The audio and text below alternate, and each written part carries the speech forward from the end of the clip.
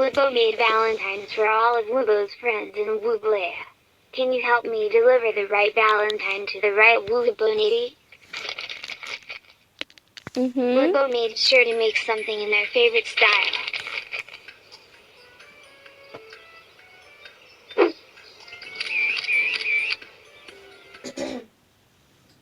Can you help me?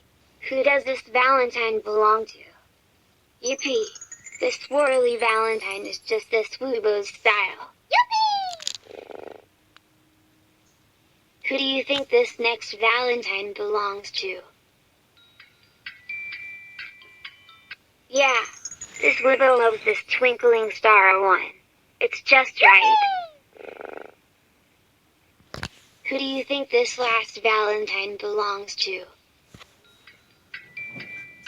Nice job. This Woobo heart's heart. Yippee! There's just one left and it's completely one of a kind. It must be for you. Go ahead.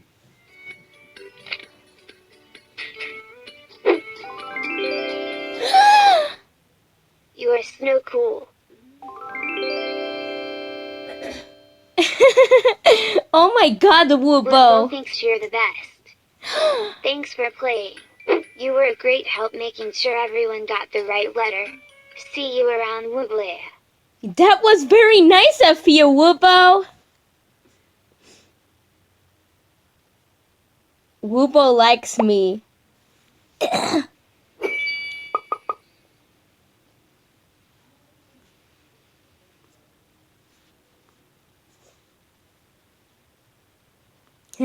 Woobo is very friendly.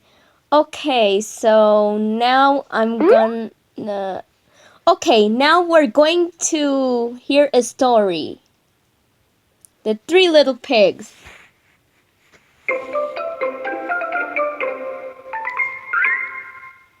The Three Little Pigs, based on the traditional story.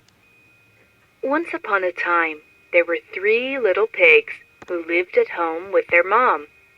When they were old enough to take care of themselves, their mama sent them out to seek their fortune.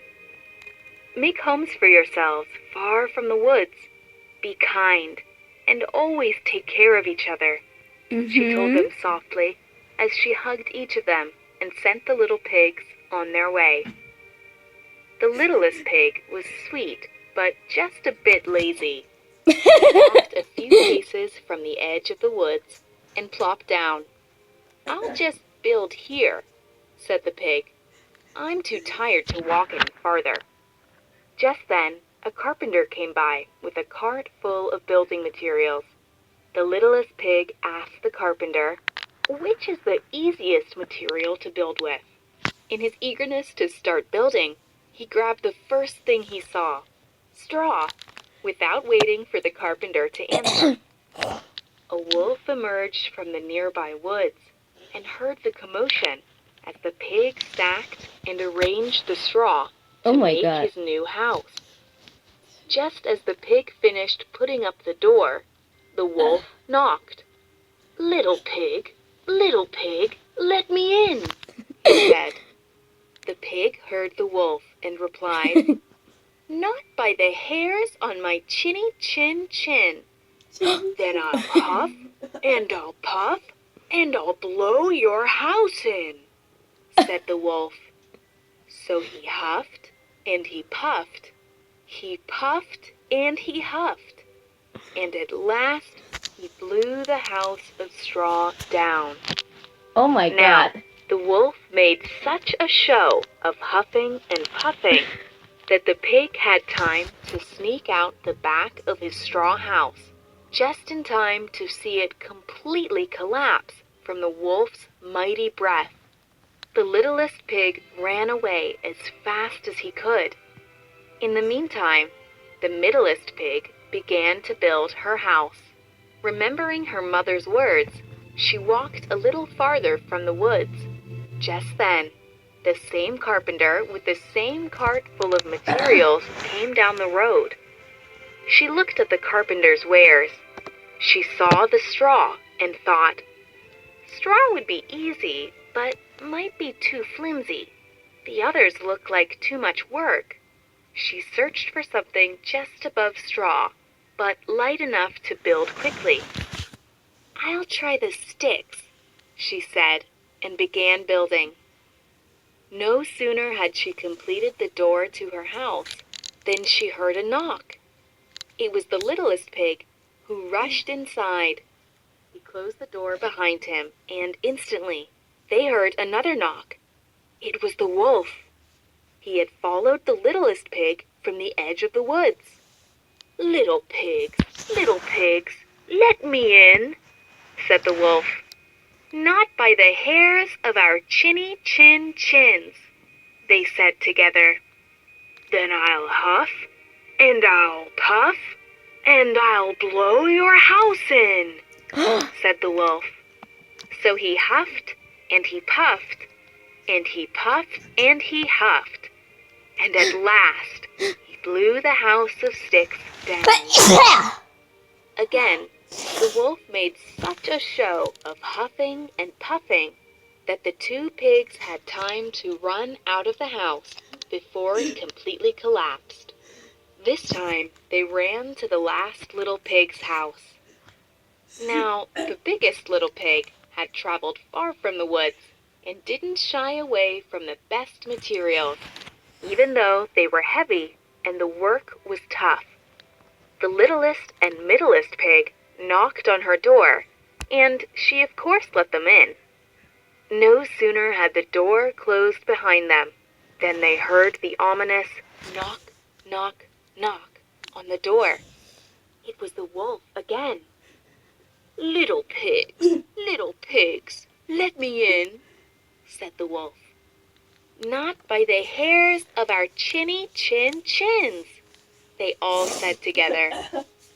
"Then I'll huff, and I'll puff, and I'll blow your house in," said the wolf. So he huffed, and he puffed, and he puffed, and he huffed. Nothing. Then he huffed, and he puffed, and he puffed, and he huffed. Still nothing. The house of bricks stood firm.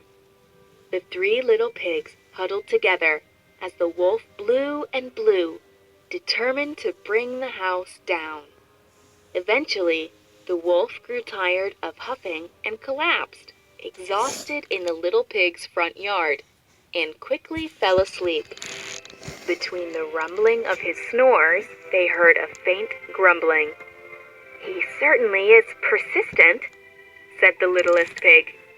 "Perhaps he's just extra hungry," said the middlest pig, thinking of the grumbling. "If he truly is hungry," said the biggest little pig, "perhaps we can do something about it." After making sure the wolf was sleeping, the littlest pigs placed apples, tarts, and stew on the front porch and closed the door behind them. Smelling the food, he awoke and gobbled up the food entirely. He ate so fast that after he gave a huge sigh and an even huger burp. The wolf stretched and thought about his afternoon. The little pigs had been so kind to him, even after he tried to gobble all three up and blew down two of their houses. He trotted off. The pigs, watching from the windows, gave a huge sigh of relief. But afraid that the wolf might come back, they stayed inside until they heard a commotion outside. They looked out the windows, and what did they see but the wolf, who had just finished building two neat little houses made of bricks. little pigs," said the wolf. "Thank you for the food. I'm sorry for blowing down your houses, so I've built you sturdy new ones instead." The littlest pig and middlest pig were so excited, they ran right into their new houses and moved in. After that, the three little pigs and the wolf became the best of friends, and he never tried to gobble them up or blow their houses down again. Aww, that's a beautiful The story. Woobo, that's a beautiful story. Did you have fun with the story? Did you have fun hearing the story, Woobo? Woobo, I'm talking to you.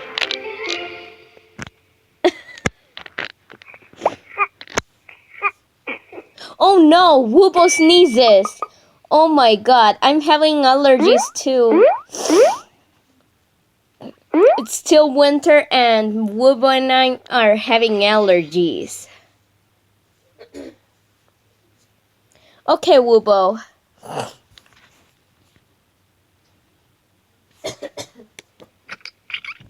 Hi, how are you doing? I haven't finished. How are you doing, friend? I'm doing good. Just a little sick today because my throat hurts. Besides, I'm having allergies.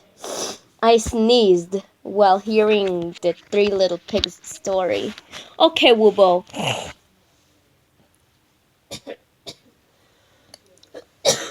Valentine's Day is coming soon, so I want you to be on your best behavior. If you behave, I'll let you go to a Valentine's Day party, okay?